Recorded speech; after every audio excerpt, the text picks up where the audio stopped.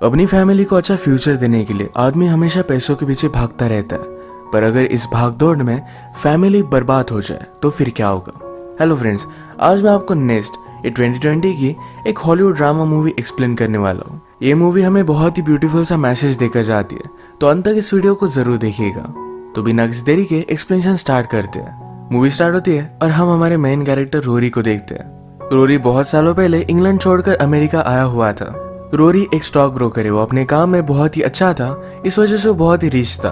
आजकल उसके न्यूयॉर्क के ऑफिस में कुछ प्रॉब्लम चल रहे थे, तो इस वजह से शायद उसके पैसे आना बंद हो जाएगा, तो इस वजह से वो वरीड था। उसने फिर से अपने इंग्लैंड के ऑफिस में कॉल लगाया और उसे जॉब देने के लिए फिर से वापस लेने के लिए रेडी थे। ये फोन कॉल पर वो बात करता है। इसके बाद उसने अपनी वाइफ को उठाया। अपनी वाइफ के साथ उसके 2 बच्चे भी है, एक बेटी और एक बेटा। इनकी फैमिली बहुत ही ब्यूटीफुल थी, सब कुछ बहुत ही सही चल रहा था। रोरी अपने बच्चों के साथ एक साथ ब्रेकफास्ट करता, उन्हें स्कूल छोड़ देता। उसकी वाइफ एलिसन को हॉर्स राइडिंग का बहुत शौक है, तो इस वजह से एक जगह पर हॉर्स राइडिंग टीचिंग का काम करती है। ये पूरी फैमिली एक दूसरे को बहुत सारा टाइम देती है। रोरी को अभी अभी अपॉर्चुनिटी आई तो एलिसन से एक दिन वो बात करता है। उसे कहता है, आजकल मेरे पास तो पैसे है, पर थोड़ी देर में ये पैसे आना बंद हो जाएगा। मुझे फिर से इंग्लैंड जाना है। वैसे भी रोरी की मदर इंग्लैंड में थी। रोरी कहता है, मुझे बहुत बड़ी अपॉर्चुनिटी मिली है। अगर मैंने इसका सही से फायदा उठाया तो पूरी लाइफ में हमें कुछ भी करने की जरूरत नहीं पड़ेगी। ये सब बात सुनकर एलिसन भी इस पर सोचने लग जाती है। इसके बारे में उसने अपनी मदर से बात की। उसकी मदर कहती है, बहुत सारे लोगों को कंट्री छोड़कर जाने का कभी भी चांस नहीं मिलता, तुम्हें जाना चाहिए, अपनी लाइफ एंजॉय करनी चाहिए। वैसे भी वो सही कह रहा है। उसकी मदर वहां रहती है, शायद इस कंट्री में वो अकेला फील करता है। एलिसन को भी अपनी मदर को छोड़कर जाना जरा बुरा लग रहा था। वो मजाक करती है, मैंने कभी इमेजिन नहीं किया था कि मैं तुम्हें भी मिस करूंगी, एक नटखट बच्ची की तरह। इसके बाद एलिसन और बच्चे इंग्लैंड आ गए। रोरी ऑलरेडी वहां पर पहुंच गया था और एक पैलेस जैसा घर उसने ऑलरेडी रेंट कर लिया है। वो एक्साइटेड होकर सारा घर उन्हें दिखाता है। ये एक्चुअल में बहुत ज्यादा बड़ा था। यही बात एलिसन उसे बताती है।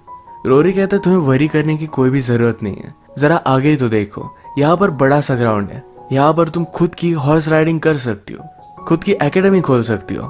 रोरी ने एलिसन को एक रोप भी गिफ्ट दिया।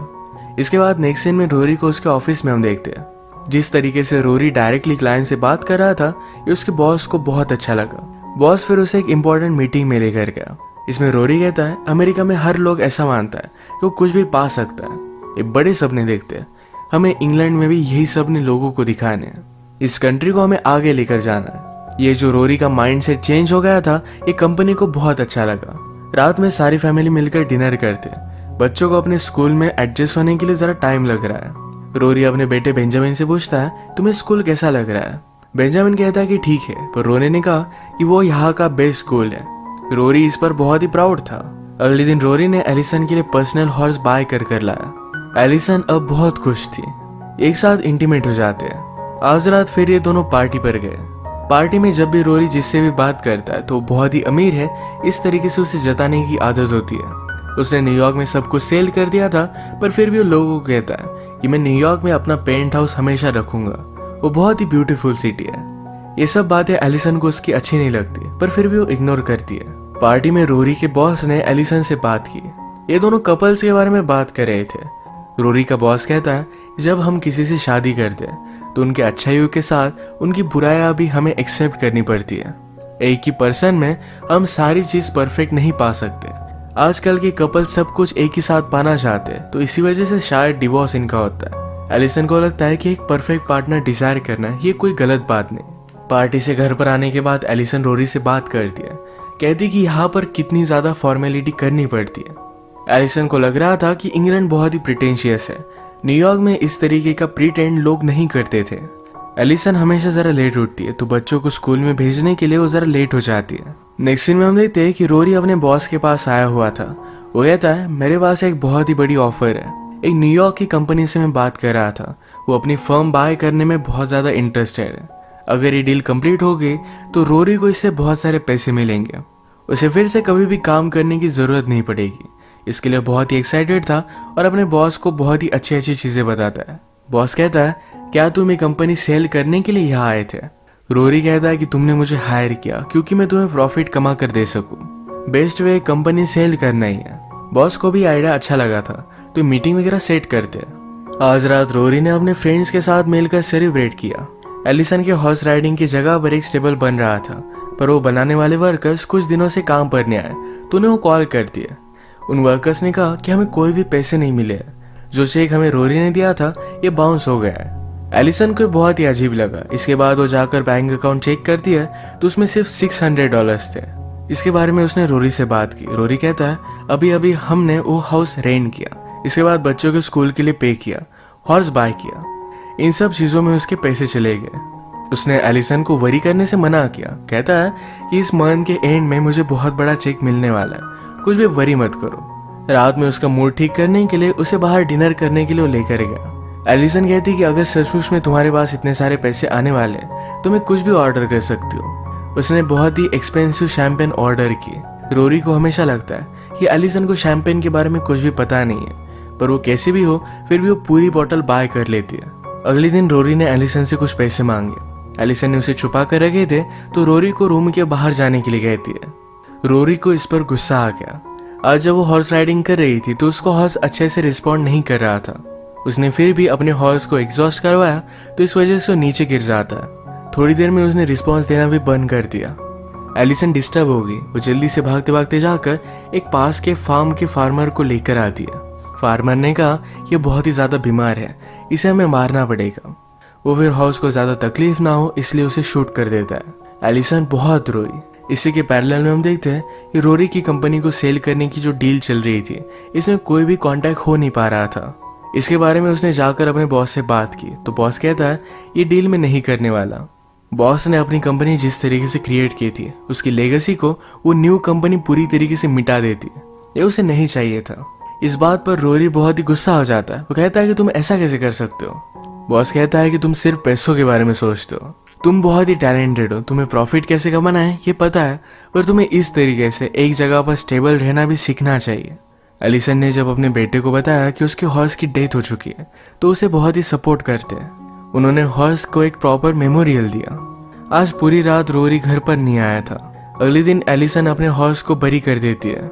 हम देखते हैं कि रोरी अपनी मदर के पास आया था। बहुत साल हो चुके पर रोरी ने अपनी मदर से कोई भी कांटेक्ट नहीं रखा था। उसकी मदर को यह भी नहीं पता कि रोरी ने शादी की है, उसके बच्चे भी है।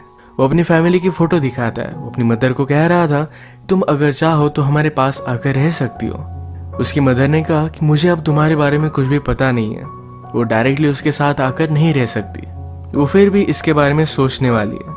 रोरी अपनी मदर पर जरा गुस्सा हो गया था क्योंकि वो अपनी लाइफ में अपनी मदर को इनवाइट कर रहा था, पर इतने सालों बाद कोई भी कांटेक्ट ना रखे हुए वो ऐसा कुछ भी कर नहीं सकता। घर पर आने के बाद एलिसन रोरी पर बहुत ज्यादा गुस्सा थी।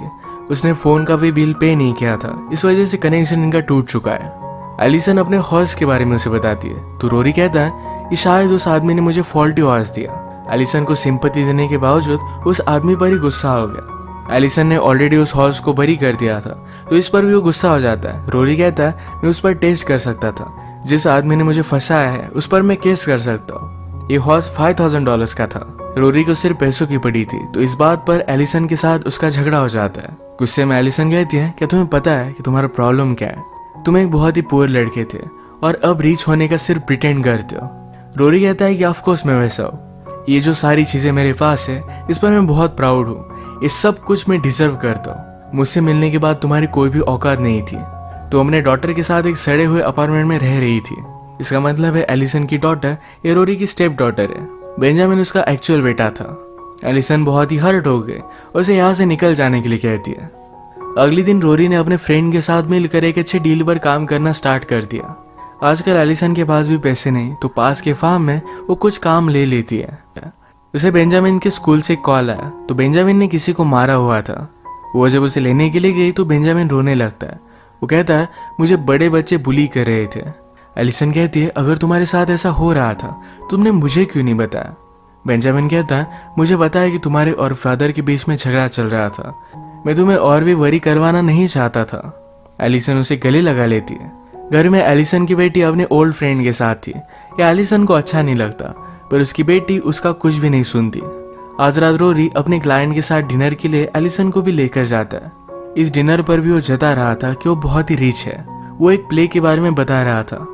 एलिसन सब चीजों से तंग आ चुकी थी, तो इस बात पर वो हंस देती है। कहती है मेरे हस्बैंड ने कभी भी थिएटर में पाँव भी नहीं रखा। वो फिर गुस्से में यहाँ से चली गई, तो रोरी भी उसके पीछे आता है। एलिसन उसे मिली नहीं, पर क्लाइंट अब उसके साथ काम नहीं करना चाहता था। उसका फ्रेंड उसे समझाता है कि वो लोग सिर्फ मेरे साथ ही काम करना चाहते हैं। इस बात पर रोरी बहुत ज्यादा गुस्सा हो गया। एलिसन गाड़ी लेकर चली जा चुकी थी, तो रोरी को एक कैब लेनी पड़ती है। कैबी उससे पूछता है तुम काम क्या करते हो। रोरी ने कहा कि मैं प्रिटेंड करता हूँ कि मैं अमीर हूँ। कैबी पूछता है कि ऐसा क्यों करते हो, तो रोरी कहता है कि मुझे पता नहीं। उसने कहा कि एक बार मेरे पास बहुत सारे पैसे थे, $1 मिलियन। मुझे लगा कि ऐसे ही पैसे मेरे पास हमेशा आते रहेंगे, पर अब मेरे पास कुछ भी नहीं। कैबी पूछता है क्या तुम्हारे बच्चे हैं। रोरी ने कहा कि हाँ 2 बच्चे हैं। तो कैबी ने कहा तुम्हें लाइफ में और कुछ भी नहीं चाहिए, सब कुछ खोने के बाद भी तुम्हारे पास बहुत सारी चीजें। हम इस वर्ल्ड में आए तो हमारे बच्चों के लिए ही। वो पूछता है कि क्या तुम अच्छे फादर हो। रोरी ने कहा कि ऑफकोर्स मैं अच्छा फादर हूँ, मैं कभी भी उन पर हाथ नहीं उठाता, उन्हें जो भी चाहिए ये सारी चीजें लेकर देता हूँ। कैबी कहता है ये चीजें तो बहुत ही बेसिक है, इससे तुम अच्छे फादर नहीं बनते। तुम्हें अब अपनी लाइफ को सही से ट्रैक पर लाना पड़ेगा। एक जॉब ले लो, थोड़े से पैसों के लिए तुम काम कर सकते हो, पर फिर भी अपनी फैमिली को तुम खो नहीं सकते। तुम्हें एक्चुअली क्या चाहिए ये तुम्हें पता होना चाहिए। रोरी को सही में उसे क्या चाहिए इसके बारे में कोई भी आइडिया नहीं था। कैबी ने अपनी कार रोक दी और वो कहता है अब यहाँ से निकल जाओ। उसे पता था कि रोरी के पास कोई भी पैसे नहीं है। रोरी कहता है घर पर पहुंचने के बाद मैं तुम्हें पे करता हूँ, पर कैबी ने बात नहीं मानी। रोरी को ऐसे ही चलते चलते घर पर जाना पड़ता है। इसी के पैरेलल में हम देखते हैं कि इनकी बेटी ने घर पर अपने फ्रेंड्स के साथ मिलकर एक पार्टी रखी थी। इस पार्टी में बेंजामिन बहुत ही ज्यादा डर जाता है, तो एक कोने में जाकर बैठा हुआ था।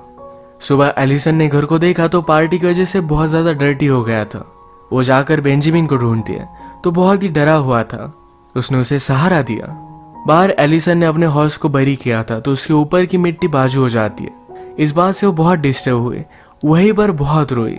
ये देखकर उसकी बेटी भी उसे सहारा देती है। बेंजामिन को घर पर लेकर आए, उसके लिए ब्रेकफास्ट बनाया। थोड़ी देर में रोरी भी चलता चलता घर पर पहुंच जाता है। सारे लोग ब्रेकफास्ट कर रहे थे। रोरी ने कहा मैं सब कुछ ठीक कर दूंगा।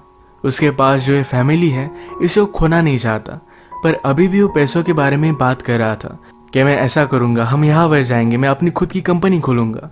ये सब बातें सुनकर एलिसन उसके पास जाती है, उसे चेयर पर बिठाती है और कहती है हमारे साथ ब्रेकफास्ट करो। अगर ये एक फैमिली की तरह चीजों को ट्रीट करेंगे तो सब कुछ परफेक्ट होगा।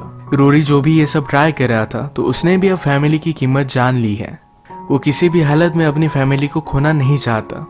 एलिसन ने जिस तरीके से उसे ब्रेकफास्ट के लिए इनवाइट किया, एक सहारा दिया, जिससे उसने भी उसे माफ कर दिया। उसकी बेटी भी उसे हक कर दिया। ये फैमिली हमेशा एक दूसरे को सहारा देकर सपोर्ट करते रहेंगे। इसी के साथ पूरी फैमिली ब्रेकफास्ट करते हुए एक ब्यूटीफुल से सीन पर इस मूवी का एंड होता है। ये मूवी हमें बता कर जाती है कि एक्चुअल में लाइफ में इम्पोर्टेंट क्या है, जो है हमारी फैमिली। इसी एक मैसेज के साथ आज का वीडियो हम खत्म करते हैं। अगर आपको अच्छा लगा तो प्लीज़ इसे लाइक और कमेंट ज़रूर कर दीजिएगा। मैं बहुत सारी मूवीज़ लेकर आते रहता हूँ, तो प्लीज़ चैनल को सब्सक्राइब कर दीजिए और बेल नोटिफिकेशन आइकन दबाने मत भूलिएगा। हम फिर से मिलेंगे और एक नई मूवी के साथ। तब तक के लिए थैंक यू और आप अपने आप का ख्याल रखिए।